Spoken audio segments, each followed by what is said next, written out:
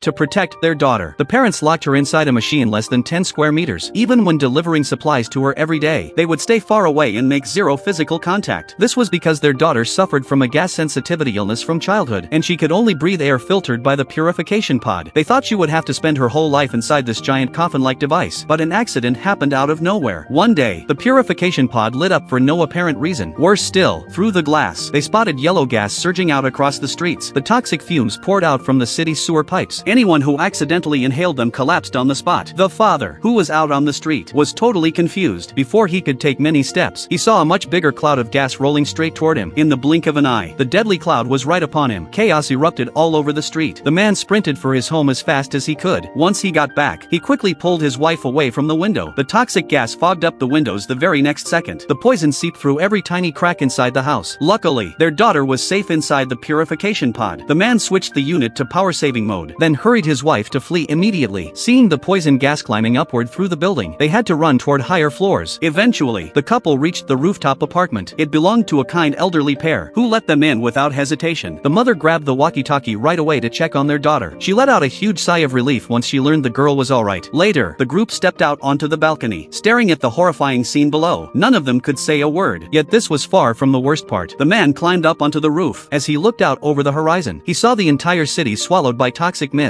It looked like a magical fairyland, but death lurked everywhere within it. The poison mist also knocked out power across the whole city. Though the girl was safe inside her pod, the backup battery would not last through the night. So the man planned to hold his breath and head downstairs to swap out her battery. When he got into the stairwell, he cautiously stirred a wisp of the smoke. The gas was colorless and odorless, but undeniably lethal. The round trip for the battery would take more than 10 minutes. No human could hold their breath that long. Then the man remembered an old man living downstairs kept oxygen tanks at home for his daughter's life. He made the risky decision to climb down along the water pipes. Right before stepping into the toxic mist, he took one massive deep breath. Holding that breath tight, he soon reached the target floor. He smashed the window open and got inside the old man's apartment. As he began searching, he spotted a body lying on the floor. Rushing over, he found it was their elderly neighbor, who was already dead. The man had no time for grief, because he was quickly running out of air. To make matters worse, the oxygen tank the old man usually carried around was nowhere to be found. Panicked, he shone his flashlight searching every corner. He searched the whole apartment back and forth, yet found nothing. Just as the man was about to suffocate, he finally located the oxygen tank in a corner. Without wasting a second, he put on the oxygen mask and twisted open the valve. He got a breath of life-saving oxygen at the very last moment. After catching his breath, he packed up an extra oxygen tank. He was about to leave when he heard noises coming from the bedroom. Driven by curiosity, he raised a hammer and kicked the door open. It turned out to be just a small dog. Strangely enough, the puppy was completely fine and extremely energetic. Could animals be immune to this poison gas? What he saw next shattered that thought. The puppy's mother lay dead in the same room. Confused as he was, the man could not afford to dwell on it. He went back to his own apartment, successfully replaced the backup battery for his daughter, and gathered some daily supplies. Hoping to gather more spare batteries, he headed downstairs once more. Silent streets were littered with corpses. Many victims foamed at the mouth with horrifying death expressions. The man tightened his oxygen mask instinctively. He crawled under parked cars and collected plenty of spare batteries. As he prepared to leave, he heard whistling noises in the distance. He went over to investigate, and saw a huge group of survivors passing by. He talked to them and learned these were military units sent to evacuate survivors. The whole city had fallen. The higher UPS planned to conduct one final search before sealing off the city entirely. Noticing his simple oxygen setup, the team leader gave him a better pure oxygen tank. He told the man to hurry and join the evacuation convoy, but the man could not go. His family was still trapped here. The team leader had no choice and turned to leave. Then the man called out to him again. He begged for one more oxygen kit and told the soldier about his daughter's special illness. Even though the gear was extremely valuable, the leader gave him an extra set in the end. Watch out. When he returned home, he was horrified to find the toxic gas kept rising higher. If they stayed here, they would all get poisoned eventually. They had to get their daughter out of this place. She could only step outside wearing a full spacesuit. Unfortunately, the suit was located in a lab downtown. Desperate to save their child, the husband and wife resolved to take the risk and retrieve it. Knowing her parents were heading downtown, the daughter begged them to check on her friend. This boy suffered the same gas sensitivity illness as her, and his parents were almost never around. At first, the parents firmly refused her request. In this disaster, everyone could barely look after themselves. They had no duty to risk lives for another person's kid. After some hesitation, they finally agreed to swing by on the way. When they arrived at the boy's apartment, no one was there. Their oxygen supply was running low, so they could not waste time investigating. They soon reached the laboratory and successfully located the spacesuit. Grabbing the case, they turned to leave when the lab suddenly exploded. They regained consciousness a short while later. The man suddenly could not breathe properly. His oxygen hose had snapped. Now there was only one oxygen tank left. The husband and wife had to take turns breathing from it, while also carrying the heavy space suitcase. They stopped and went repeatedly, and it took ages for them to make it down to the lower levels. To make things worse, their remaining oxygen was nearly gone. If this kept up, both of them would die down there. The man told his wife to head back first, and promised he would find his own way home later. The wife was heartbroken. She knew without oxygen, her husband had almost no chance of survival. Thinking of their daughter waiting at home, she forced back her tears and departed. Little did she know this goodbye would be forever. To conserve oxygen, the wife ran through the streets. Still, her oxygen ran out before she got home. Time was running out. She threw off her empty tank, held her breath with all her strength, and dragged the heavy case upward toward the top floor. She barely made it back alive. Yet what she saw next took her breath away far worse than any poison gas. The spacesuit had a huge burn hole from the explosion. All their hard work amounted to nothing. The woman sank into total despair. Meanwhile, the man made his way home across rooftops. On one rooftop, he discovered a corpse. A long trail of blood made it obvious the person had been murdered. Glancing at the blood trail, he summoned his courage and stepped inside. There were clear signs someone had lived there. Among the supplies, he even found an oxygen tank. He checked thoroughly to confirm no one was nearby, slung the oxygen tank over his shoulder, and prepared to head home. Before he could walk out the door, a man in police uniform stepped in and ordered him to put the tank down. The man saw right through the lie. This tank did not belong to the cop. The officer had robbed it at gunpoint and killed the previous owner. Caught red-handed, the policeman dropped his act. His hand slowly moved toward his sidearm. The man had stayed alert and noticed every move. He put on his oxygen mask and shoved the cop into the toxic gas zone. The two men began to fight. The pistol slipped onto the ground during their struggle. As the policeman reached for the gun, the man grabbed him from behind in a tight hold. Without an oxygen mask, the cop died within 3 seconds. The man felt no joy at all. He understood if he had not fought brutally, he would be the one lying dead. He stood up and hurried home as fast as he could. Back at the apartment, the wife waiting for him noticed the purification pod's battery was dying. With her husband gone, she panicked completely. After waiting for a long time with no sign of him returning, she decided to take a deadly risk and swap the battery for their daughter. Staring at the lethal poison gas filling the stairwell, the woman took one deep breath and stepped straight into the toxic cloud.